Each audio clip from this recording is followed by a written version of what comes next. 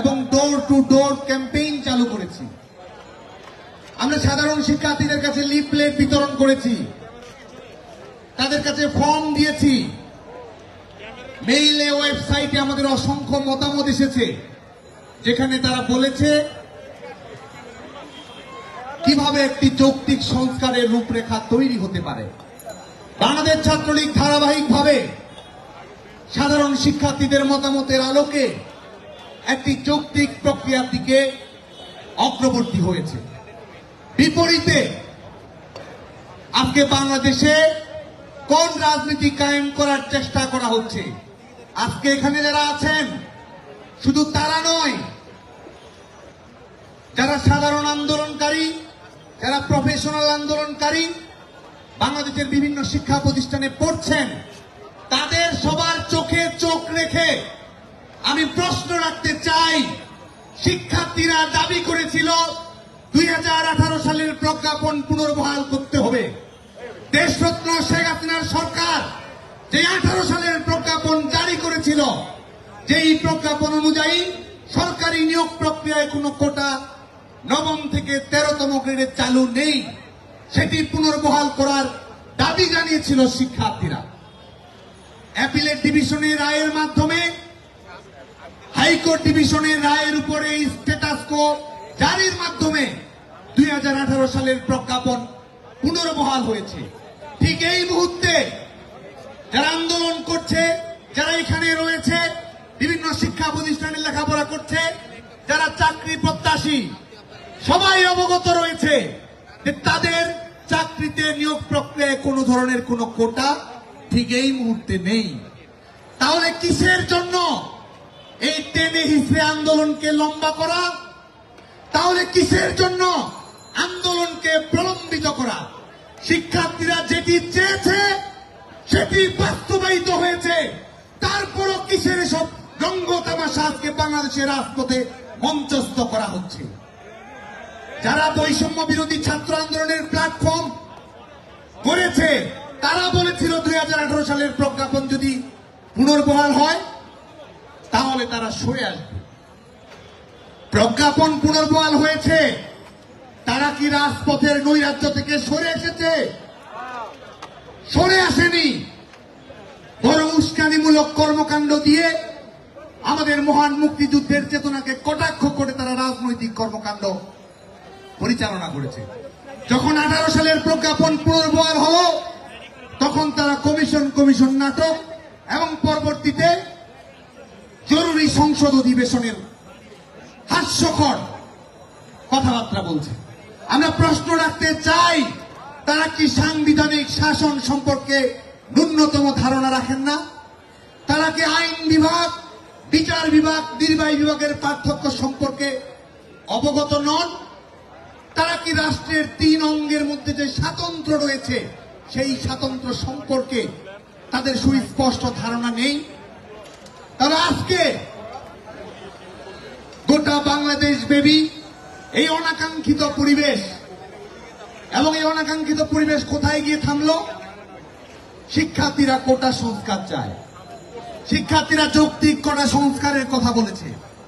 কোটা না মেধা, যদিও এটি একটি পলিটিক্যালি ইনকারেক্ট স্লোগান, একাডেমিক দিক থেকে সম্পূর্ণ ইনকারেক্ট স্লোগান, সেই স্লোগান দিয়েছে, মেনে নিলাম। কোটা সংস্কার চেয়েছে, সেই কোটা সংস্কার চাই আন্দোলনকে তারা কোন জায়গায় পর্যবসিত করলো, যেখানে সাধারণ শিক্ষার্থীদেরকে বিভ্রান্ত করে এই প্রফেশনাল আন্দোলনকারীরা, এই রাজাকারের প্রেতাত্মারা এই বাংলার পবিত্র জমিনে আমি রাজাকার বলে স্লোগান দেওয়ার অত্যপ্ত দেখিয়েছে। বাংলাদেশ ছাত্রলীগ তো শুরু থেকে দায়িত্বশীল ভাবে প্রত্যেকটি কর্মকাণ্ড পরিচালনা করেছে। বাংলাদেশ ছাত্রলীগ যেমন শিক্ষার্থীদের দাবির সঙ্গে সুরে সুর মিলিয়ে কোটা ইস্যুর যৌক্তিক সংস্কার চেয়েছে, একই সঙ্গে বাংলাদেশ ছাত্রলীগ গণতান্ত্রিক মূল্যবোধে উজ্জীবিত ছিল। শাহবাগের দিনের পর দিন দায়িত্বজ্ঞানহীন ভাবে কোন কারণ ছাড়াই সমাধান হওয়ার পরেও, ফয়সালা হওয়ার পরেও তারা আন্দোলন নাটক মঞ্চস্থ করেছে। বাংলাদেশের কোথাও তো ফুলের টোকা পাত্তাও পড়েনি আন্দোলনকারীদের উপরে। মিছিল করেছে, মধুর ক্যান্টিনে ছাত্রলীগের নেতা কর্মীদেরকে তারা উস্কানি দিয়েছে, হলে হলে সাধারণ শিক্ষার্থীদের কাছে গুজব ছড়িয়েছে, বিভ্রান্তি ছড়িয়েছে, জোর করে পাবলিক শেমিং করে তাদেরকে কর্মসূচিতে আসতে বাধ্য করেছে। এ ধরনের ঘটনাও ঘটেছে। শুধু তাই নয়, গণমাধ্যমের বন্ধুদের কাছে আমরা আহ্বান জানাবো, ছাত্রলীগের নেতা কর্মীদের উপরে সংঘবদ্ধ হয়ে দেশি বিদেশি অস্ত্র শস্ত্র নিয়ে কিভাবে তারা ঝাঁপিয়ে পড়েছে সেটি আপনারা ইতিমধ্যেই লক্ষ্য করেছেন। 8 দিন তো আন্দোলন হয়েছে, বাংলাদেশ ছাত্রলীগ তো ফিরেও তাকায়নি। বাংলাদেশ ছাত্রলীগ তার নিজস্ব রাজনীতিতে নিয়ে, নিজস্ব গতিবেগ নিয়ে, সাধারণ শিক্ষার্থীদের অধিকার আদায়ের যৌক্তিক গতিপথ নিয়ে বাংলাদেশ ছাত্রলীগ তার কর্মকাণ্ড পরিচালনা করেছে। বাংলাদেশ ছাত্রলীগ ও সাধারণ শিক্ষার্থীদের কাছে মতামত চেয়েছে যে কিরকম রূপরেখা তারা চায়, অথচ কাণ্ডটা করলো তারা বিপরীত। শুধু তাই নয়, তারুণ্যের হৃদয়ের শেষ ঠিকানা, মহান মুক্তিযুদ্ধের চেতনার প্রতীক, ডিজিটাল বাংলাদেশের উপকার, স্মার্ট বাংলাদেশের স্বপ্ন দ্রষ্টা, লাখো শহীদের রক্তের উত্তরাধিকারের স্বপ্ন, যার কাছে তরুণ প্রজন্ম সবচেয়ে নিরাপত্তম মনে করে। তরুণ প্রজন্মের স্বপ্ন, মেধাবী প্রজন্মের স্বপ্ন, যার কাছে সবচেয়ে বেশি নিরাপদ। আমাদের হৃদয়ের পবিত্রতম আরাধ্য বঙ্গবন্ধুর কন্যা দেশরত্ন শেখ হাসিনার বক্তৃতাকে তারা বিকৃত করেছে। এই লজ্জা আমরা কোথায় রাখি? মাননীয় প্রধানমন্ত্রী বঙ্গবন্ধু দেশরত্ন শেখ হাসিনা সংবাদ সম্মেলনে একটি অন্তর্ভুক্তিমূলক যুগোপযোগী মেধাভিত্তিক স্বচ্ছতা ভিত্তিক নিয়োগ প্রক্রিয়া সম্পর্কে তার মতামত প্রকাশ করেছেন এবং একই সঙ্গে জাতির শ্রেষ্ঠ সন্তান বীর মুক্তিযোদ্ধাদের সবাই যেন সম্মান করে, যেটি আমাদের জাতীয় চাওয়া, সেই বিষয় নিয়ে অত্যন্ত বলিষ্ঠভাবে মাননীয় প্রধানমন্ত্রী বঙ্গবন্ধু দেশরত্ন শেখ হাসিনা মন্তব্য করেছেন। এবং যারা মুক্তিযোদ্ধাদের নিয়ে তামাশা করে তাদের বিরুদ্ধে মাননীয় প্রধানমন্ত্রী বঙ্গবন্ধু দেশরত্ন শেখ হাসিনা দীপ্ত প্রত্যয় ঘোষণা করেছেন। তিনি বলেছেন, মুক্তিযোদ্ধার কোটা যদি না থাকে, মুক্তিযোদ্ধার নাতিপুতিদের যদি কোটা না থাকে, তাহলে কি রাজাকারের নাতিপুতিদের কোটা থাকবে? এই প্রশ্নের মধ্যে কোথায় কোথায় কোন অ্যাঙ্গেলে, কোন পরিভাষায়, তাদের কোন ব্যাখ্যায় এখানে সাধারণ শিক্ষার্থীদের, আন্দোলনকারীদেরকে এই বিষয়টি বলা হয়েছে? আমরা ধিক্কার জানাই মাননীয় প্রধানমন্ত্রী বঙ্গবন্ধু দেশরত্ন শেখ হাসিনার বক্তৃতাকে, বিবৃতিকে যারা বিকৃত করে প্রচার করেছে। ছাত্রলীগের ইস্পাত লড়াই আপনারা ভুলে যাবেন না। আমাদের হৃদয়ের পবিত্র আরাধ্য নিয়ে ছেলে খেলা করার তামাশা দেখাবেন না। অনেক বিনয়ের পরিচয় দিচ্ছি, সীমা লঙ্ঘন করছেন। দেশরত্ন শেখ হাসিনাকে নিয়ে ন্যূনতম বক্তৃতা, বিবৃতির কোন বিভ্রান্তিমূলক প্রচারণা হলে বাংলাদেশ ছাত্রলীগ শেষ থেকে ছাড়বে, শেষ থেকে ছাড়বে। যেই হোক না কেন, পপুলিস্ট প্রপাগান্ডা দেন, শিক্ষার্থীদের বিভ্রান্ত করার চেষ্টা করেন, যেটি করেন না কেন, বাঙালি জাতির রাস্তার শেষ ঠিকানা বঙ্গবন্ধু দেশরত্ন শেখ হাসিনাকে নিয়ে বিভ্রান্তি ছড়ানোর চেষ্টা করা হলে কাউকেই ছাড় দেয়া হবে না, কাউকেই ছাড় দেয়া হবে না। প্রিয় বন্ধুগণ, আজকে গণমাধ্যমের কাছে আমরা বলতে চাই, 8 দিন ধরে সাধারণ শিক্ষার্থীদের কাছেও আমার এই বক্তব্যটি শোনার জন্য আহ্বান জানাবো। 8-9 দিন ধরে আন্দোলন হয়েছে, শাহবাগে হয়েছে, রাজু ভাস্কর্যে হয়েছে, বাংলাদেশের বিভিন্ন শিক্ষা প্রতিষ্ঠানে হয়েছে। কোথাও কোনো অনাকাঙ্ক্ষিত ঘটনা ঘটেছে? একটি ঘটনাও ঘটেনি। ছাত্রলীগ বলেছে যৌক্তিক সংস্কার হোক, ছাত্রলীগ বলছে আইনগতভাবে সমাধান হোক, শান্তিপূর্ণ প্রক্রিয়ায় সমাধান হোক। যখন নির্বাহী বিভাগের কাছে বিষয়টি সমাধানের জন্য আসবে, তখন নির্বাহী বিভাগের কাছে বাংলাদেশের ছাত্র সমাজের পক্ষ থেকে আমরা বক্তব্য উপস্থাপন করি। আদালত তো এই পর্যন্ত অপশন দিয়েছে, আন্দোলনকারীরা আদালতে গিয়ে তাদের মতামত প্রকাশ করতে পারে। আওয়ামী লীগ সরকার বলেছে তারা সমস্যা সমাধানে আন্তরিক, তারপরও কিসের জন্য এই লাগাম ছাড়া কর্মকাণ্ড আপনারা পরিচালনা করছেন? গতকালকেও বাংলাদেশের সকল সাধারণ শিক্ষার্থীকে আহ্বান জানাচ্ছি, আপনারা জানেন যে এর আগের দিন বাংলাদেশ ছাত্রলীগ সন্ত্রাস বিরোধী রাজু ভাস্কর্যের পাদদেশে দুপুর 3টায় আমরা আমাদের গণমাধ্যমের বন্ধুদের কাছে আমাদের প্রেস রিলিজের কপিটিও আমরা পাঠিয়েছি। দুপুর 3টায় বাংলাদেশ ছাত্রলীগ কর্মসূচি দিয়েছে। ভোর 5টায় বৈষম্য বিরোধী ছাত্র আন্দোলনের একজন, পরবর্তীতে আমরা জানতে পেরেছি অন্যান্য সমন্বয়কেরা নাকি জানতেন না। এই হচ্ছে এদের সমন্বয়, এই হচ্ছে এদের আন্দোলনের নমুনা। ভোর 5টায় তারা সন্ত্রাস বিরোধী রাজু ভাস্কর্যের পাদদেশে, দুপুর 12টায় কর্মসূচি দিয়েছে। আপনারা জানেন যে মধুর ক্যান্টিনে বাংলাদেশ ছাত্রলীগের কর্মীরা অপেক্ষা করেছিল এবং আমরা সব সময় চেয়েছি যে শান্তিপূর্ণভাবে তারা তাদের কর্মসূচি শেষ করবে। যখনই শেষ হোক, আমরা এ পর্যন্ত বলেছি যতক্ষণ তাদের কর্মসূচি শেষ না হয় ততক্ষণ বাংলাদেশ ছাত্রলীগ রাজু ভাস্কর্যের পাদদেশে আসবে না। আমরা আমাদের কথা রেখেছি, আর তারা রেখেছে রাজাকারের প্রেতাত্মাদের কথা। 3টার দিকে কর্মসূচি বাংলাদেশ ছাত্রলীগের হওয়ার কথা, 3টার দিকে তারা রাজু ভাস্কর্য ছাড়েনি কেন জানেন? আগের দিন যে এই রাজাকারের প্রেতাত্মারা, প্রফেশনাল আন্দোলনকারীরা আমি রাজাকার বলে স্লোগান দিয়েছে, সাধারণ শিক্ষার্থীরা যে তাদের দিক থেকে মুখ ফিরে নিয়েছে, তারা যে গণধিক্কারের শিকার হয়েছে, সে কারণে 12টার কর্মসূচি ঘোষণা করেছে। 2টা পর্যন্ত এখানে লোক সংখ্যা ছিল। আপনারা অনেকে লাইভে দেখবেন, গুনে গুনে দেখবেন এখানে 500-600-র বেশি লোক সংখ্যা আসেনি। 3টার দিকে বাইরের বিভিন্ন শিক্ষা প্রতিষ্ঠান থেকে আরো কিছু লোক সংখ্যা সমাগত হয়ে 800-900-র একটি জমায়েত এই রাজু ভাস্কর্যের পাদদেশে হয়েছে। যখন তারা বুঝতে পেরেছে তাদের আন্দোলন, তাদের অযৌক্তিক আন্দোলন ব্যর্থতার দিকে যাচ্ছে, তাদের অযৌক্তিক আন্দোলন সুপার ফ্লপ, তখন তারা কি করেছে? সবার কাছে প্রশ্ন রাখতে চাই, ঢাকা বিশ্ববিদ্যালয়ের প্রত্যেক শিক্ষার্থীর কাছে প্রশ্ন রাখতে চাই।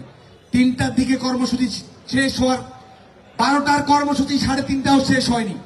শেষ হওয়ার পরে কর্মসূচি শেষ হলে আপনারা কি করেন? কর্মসূচি শেষ হয়েছে, পরে আরো কর্মসূচি রয়েছে, আপনারা তো দায়িত্বশীলতার পরিচয় দেবেন। এখানে পরবর্তী কর্মসূচি ঘোষণা করে আপনারা যার যার শিক্ষা প্রতিষ্ঠানে, যার আবাসিক হলের রুমে, সেখানে আপনারা ফিরে যাবেন। এটি তো একটি প্রক্রিয়া, এটি তো একটি নিয়ম,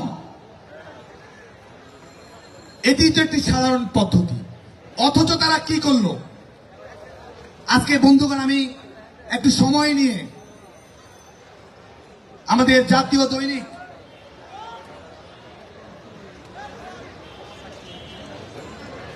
জাতীয় দৈনিক প্রথম আলো রিপোর্টই আজকে আপনাদের কাছে পড়ছি। কোন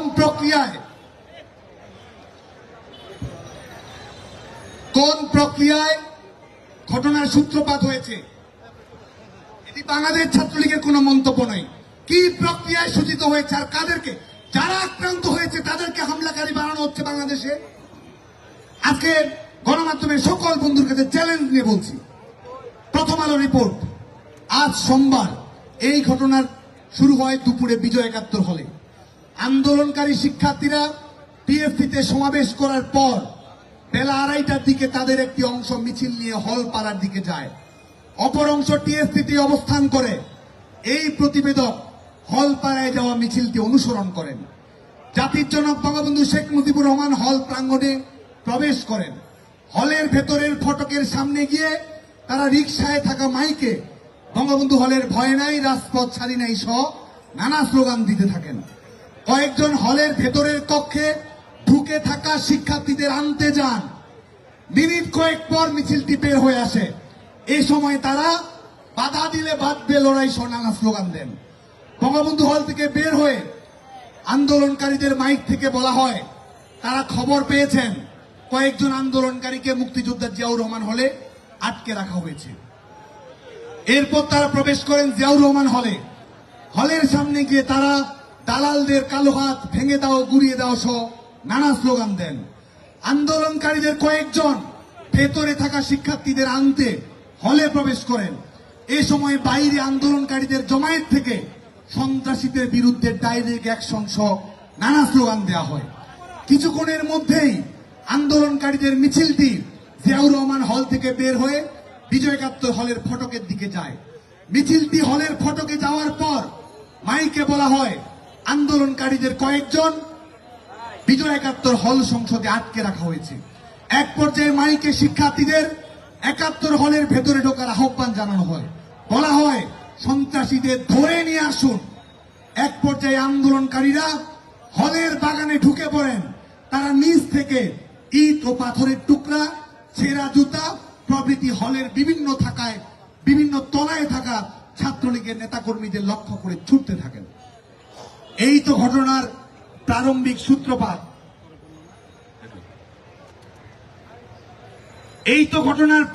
সূত্রপাত। এখান থেকেই তো এই পরিবেশ এখানে তৈরি হয়েছে। শুধু তাই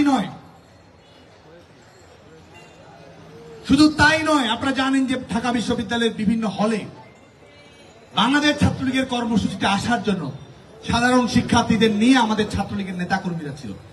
যেখানে যাকে যে অবস্থায় পেয়েছে সেখানে সে অবস্থায় ছাত্রলীগের নেতাকর্মীদের উপরে তারা আক্রমণ চালিয়েছে। দেশীয় অস্ত্র শস্ত্র নিয়ে তারা ঝাঁপিয়ে পড়েছে। আমি ওপেন চ্যালেঞ্জ দিয়ে বলতে পারি ঢাকা বিশ্ববিদ্যালয়ের কয়েকটি হলে বাংলাদেশ ছাত্রলীগের নেতাকর্মী বিভিন্ন অধ্যয়নরত বিভাগের শিক্ষার্থীদেরকে তারা কক্ষ ভাঙচুর করেছে, রুম ভাঙচুর করেছে এবং সেখান থেকে ছাত্রলীগের নেতাকর্মীদের উপর তারা আক্রমণ পরিচালনা করেছে। শহীদুল্লাহ হলে আপনারা সবাই যান। বাংলাদেশের সকল গণমাধ্যমের বন্ধুদেরকে আহ্বান জানাবো ছাত্রলীগের নেতাকর্মীদের কক্ষ তারা কিভাবে ভাঙচুর করেছে। বাংলাদেশ ছাত্রলীগের পরও দায়িত্বশীলতার পরিচয় দিয়েছে। অনাকাঙ্ক্ষিত ঘটনা এড়াতে চেয়েছে। অপ্রীতিকর অবস্থা যেন না ঘটে সেই লক্ষ্যে আমরা সোচ্চার ছিলাম এবং একই সঙ্গে রাজাকারের প্রেতাত্মাদের রাজনৈতিকভাবে প্রতিরোধ করার জন্য আমরা ঐক্যবদ্ধ ছিলাম। আমরা সুস্পষ্টভাবে বলছি এই প্ল্যাটফর্মে আর কোন সাধারণ শিক্ষার্থী নেই। এই প্ল্যাটফর্মে আর এই ইস্যু ভিত্তিক আন্দোলনকারী নেই। এই প্ল্যাটফর্মে যারা রয়েছে তারা আমি রাজাকারদের প্রেতাত্মা। এই প্ল্যাটফর্মে যারা রয়েছে তারা কোটা সমস্যার সমাধান চায় না। তারা প্রজন্মকে বিভ্রান্ত করে রাজাকারের রাজনীতি এই বাংলাদেশে পুনর্বাসন করতে চায়। সে কারণেই আজকে বাংলাদেশের ছাত্র সমাজকে বাংলাদেশের বিভিন্ন বিশ্ববিদ্যালয়ে অধ্যয়নরত প্রত্যেকটি শিক্ষার্থী বন্ধুকে আমরা আহ্বান জানাই আপনারা সবাই শান্তিপূর্ণভাবে বিশ্ববিদ্যালয়ে কলেজে অবস্থান গ্রহণ করুন। লেখাপড়ার পরিবেশটি সুন্দরভাবে রাখার চেষ্টা করুন। এই মুহূর্তে কোনো কোটা নেই, তারপরও কিসের জন্য নেই নৈরাজ্য? আপনারা কোটা ইস্যুর জন্য সোচ্চার রয়েছেন আর অন্যরা রয়েছে আপনাদেরকে গিনিপিগ বানিয়ে তাদের রাজনৈতিক স্বার্থ হাসিল করার জন্য। আপনি লাইব্রেরিতে পড়ছেন, বিসিএস ও পিএসসির পরীক্ষা দিবেন, সেখানে একটি যৌক্তিক সংস্কার আপনারা চেয়েছেন। ইতিমধ্যে এই কোটা নেই, যৌক্তিক সংস্কারের দিকেই সংশ্লিষ্ট সকল পক্ষ এগুচ্ছে। তাহলে কেন আপনাদেরকে যারা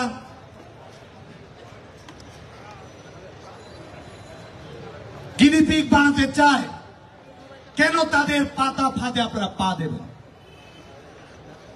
যে সমস্যার একটি যৌক্তিক সমাধান হয়েছে, তাৎক্ষণিক সমাধান হয়েছে, তারপরও কেন আপনারা যারা রিমোট কন্ট্রোল করছে আন্দোলনের পেছন থেকে তাদের দাবার ঘুঁটিতে আমাদের শিক্ষার্থীরা যেন না পড়ে, সেজন্য সবাইকে সচেতন হওয়ার জন্য আহ্বান জানাচ্ছি। বাংলাদেশ ছাত্রলীগ বাংলাদেশের সকল প্রতিষ্ঠানে শিক্ষার পরিবেশটি স্বাভাবিক রাখার, সাধারণ শিক্ষার্থীদের নিরাপত্তা সুনিশ্চিত করার, সাধারণ শিক্ষার্থীদেরকে যারা গিরিপিগ হিসেবে ব্যবহার করতে আসবে, সাধারণ শিক্ষার্থীদের যারা জোর করে কর্মসূচি নিয়ে যেতে চাবে, সাধারণ শিক্ষার্থীদের যারা পাবলিক শেমিং করবে, সাধারণ শিক্ষার্থীদের যারা আক্রমণ করবে, বাংলাদেশ ছাত্রলীগ নিজের রক্তের বিনিময়ে হলেও শিক্ষার্থীদের নিরাপত্তা নিশ্চিত করবে। আজকে শিক্ষার্থীদেরকে টার্গেট করছেন, নিজের হিম্মত নেই আন্দোলন করার, আর সাধারণ শিক্ষার্থীদের আবেগকে পুঁজি করে তাদেরকে ব্যবহার করার চেষ্টা করছেন। ছাত্রলীগ থাকতে শিক্ষার্থীদের ব্যবহার এই বাংলাদেশে করতে দেয়া হবে না। আর যারা বাড়াবাড়ি করছেন, যারা আমি রাজাকার বলছেন, বাংলাদেশের বিভিন্ন শিক্ষা প্রতিষ্ঠানে পড়ছেন, এই রাজাকারদের নিয়ন্ত্রণে চলার স্বাদ যাদের জেগেছে, তাদের উদ্দেশ্য করে একটি কথা বলতে চাই, আন্দোলন যাবে, আন্দোলন আসবে, বাংলাদেশ ছাত্রলীগ থাকবে এবং সবকিছুই মনে রাখা হবে, সবকিছুর জবাব দেওয়া হবে। হলে হলে তামাশা যারা করছে, সাধারণ শিক্ষার্থীদেরকে নিয়ে পাবলিক শেমিং যারা করছে, ছাত্রলীগের ইতিহাস তো জানা নেই, একটি ঘটনাও জবাব ছাড়া দেয়া হবে না, সবকিছু মনে রাখা হবে। সে কারণেই, এবং এটিও মনে রাখবেন, কোথায় কে কি করছেন না করছেন সবকিছু আমরা দেখছি, জানছি, অবগত থাকছি।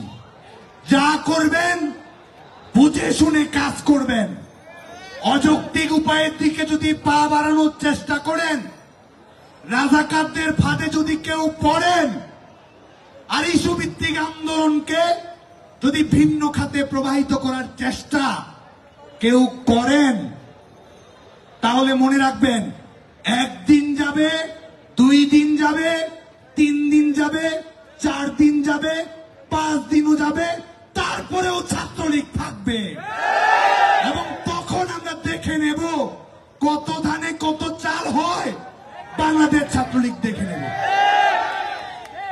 একই সঙ্গে আমরা বাংলাদেশের সকল সাধারণ শিক্ষার্থীকে শান্তিপূর্ণভাবে, যৌক্তিক ইস্যুতে ইস্যু ভিত্তিক শান্তিপূর্ণ কর্মসূচি দেওয়ার জন্য আহ্বান আমরা জানাবো। কোথাও কোনো অনাকাঙ্ক্ষিত ঘটনার জন্য না ঘটে সেই আহ্বানটি আমাদের থাকবে। এবং শিক্ষার্থীদের যে যৌক্তিক চাওয়া পাওয়া, আমরা আবারও বলছি, বাংলাদেশের প্রত্যেক শিক্ষার্থীর কানে এটি আমরা পৌঁছে দিতে চাই। বাংলাদেশ ছাত্রলীগ যৌক্তিক সংস্কার চায়। যৌক্তিক সংস্কারের জন্য শিক্ষার্থীদেরকে আমরা সবচেয়ে গুরুত্বপূর্ণ মনে করেছি। সে কারণে তাদের মতামত চেয়েছি।